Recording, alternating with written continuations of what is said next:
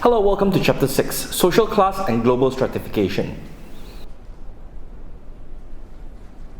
Now, I'm sure most of you have had a pretty decent life. You've been given the chance to go to school, to go to college. You have 3 decent meals to eat a day and a roof over your head. Most of you will go on to graduate.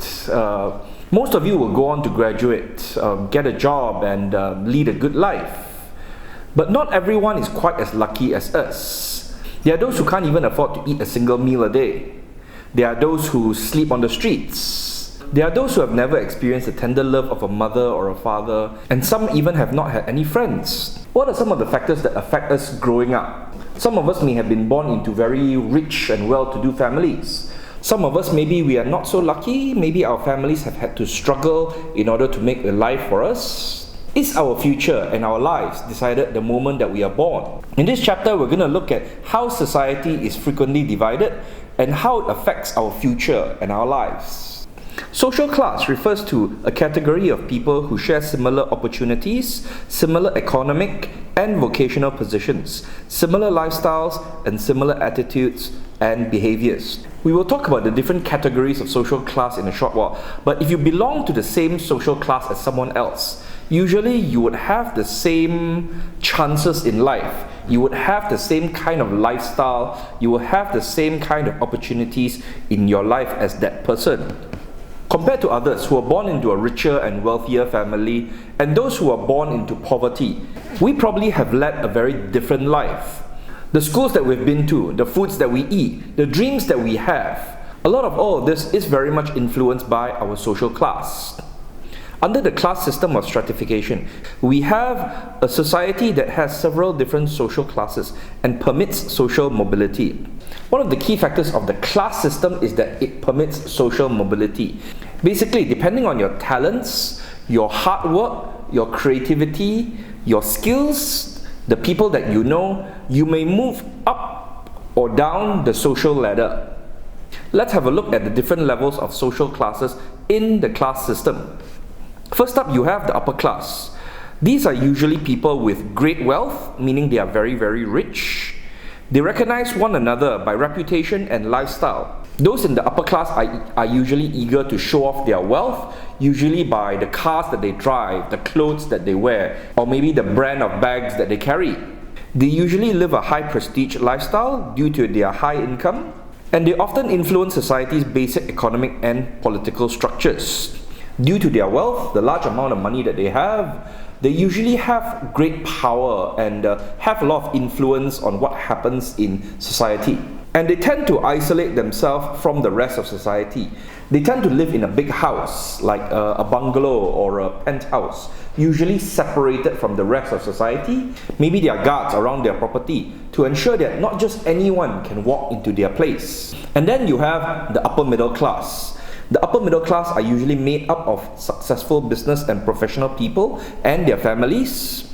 They are usually just below the upper class but still command a reasonably high income. They often have a college education, have their own property, and have some savings. They usually live in comfortable homes in more exclusive areas of a community, are active in civic groups, and carefully plan for the future. They are also very likely to belong in a religious organization. Now, if you live in a bungalow house or a condominium and can afford to choose different things that you like to eat and buy different clothes that you like to wear and can afford to pay to go into a private university, you probably belong somewhere in this level of social class. They are not the richest, but they definitely have a good amount of money to ensure that they can live a comfortable life. Next up, we look at the middle class, also known as the working class. The middle class shares many characteristics with the upper middle class, but its members have not been able to achieve the same kind of lifestyle because of economic or educational shortcomings. They are usually high school graduates with modest incomes. They are usually semi-professionals, clerical and sales workers, and upper-level manual laborers. They tend to put emphasis on respectability and security. They tend to have some savings and are usually politically and economically conservative. They are often dissatisfied with their standard of living, jobs, and family incomes. If you have a roof over your head and can buy many of the things that you enjoy in life, but still struggle a little bit. You have to work hard in order to pay off your car installment, maybe your rent. And you have to save up when it comes to buying certain things like a new computer. You also feel that your opportunities in life is limited because of your lack of education. You probably belong in this category. People in this category usually live a fairly decent life, but they still long for more and don't have as many opportunities as those in the upper middle class level. Next up, we look at the lower middle class. People in the lower middle class are usually made up of skilled and semi-skilled laborers, factory employees, and other blue-collar workers. They are the ones responsible in keeping the country's machinery going. They are usually your assembly line workers, auto mechanics, and repair workers. They are those who are most likely affected by economic downturns. They tend to live adequately but have little for luxuries. They are less likely to vote than the higher classes, and they feel politically powerless. People in the lower middle class are usually those who, because of their family's economic situation, not have a good education. So, because of this, they have trouble finding higher paying jobs. They are usually working in places like factories and workshops. Some of them may be working in offices, but they usually tend to be in low-level clerical positions. People in the lower middle class tend to have just enough money to survive, like to pay rent and to buy food, but they tend to have very little money when it comes to things like luxuries. Finally, we look at the lower class. People from the lower class are those at the bottom of the economic ladder. They usually have little in the way of education or occupational skills, and consequently are unemployed or underemployed. Family members of those in the lower class tend to have many problems, including broken homes, illegitimacy, criminal involvement, and alcoholism. Basically, people in the lower class of society are usually those who are really poor. Because of certain issues like family problems, lack of education, or even disability, they tend to have difficulty finding a job. And even if they do find a job, they tend to have much difficulty keeping that job. Because of their low income, people from the lower class usually tend to resort to desperate measures, such as borrowing money from loan sharks or taking on a second job. And this might lead to further problems. A lot of them come from broken or abusive families. Some of them may come from single-parent families. Some of them may even have the tendency to have alcohol or drug problems. Although it is quite sad for those in the lower middle and the lower level classes of society, social class permits social mobility, unlike the caste system. In the caste stratification system, also known as the caste system, people are assigned roles in society. The caste system is a rigid form of stratification based on ascribed characteristics such as skin color or family identity that determines a person's prestige, occupation, residence, and social relationships. Unlike the class system, no matter how hard you work, no matter how smart you are, or no matter how creative you are, in the caste system, when you're born, you're basically stuck in that level of society for the rest of your life. You cannot change it, you cannot go up or down the social ladder. The country that is most famous for having the caste system is, of course, India. Now let's have a look at these two theories of global stratification. Why is society segmented or segregated into different levels? We're going to look at it through the eyes of the modernization theory and the dependency theory.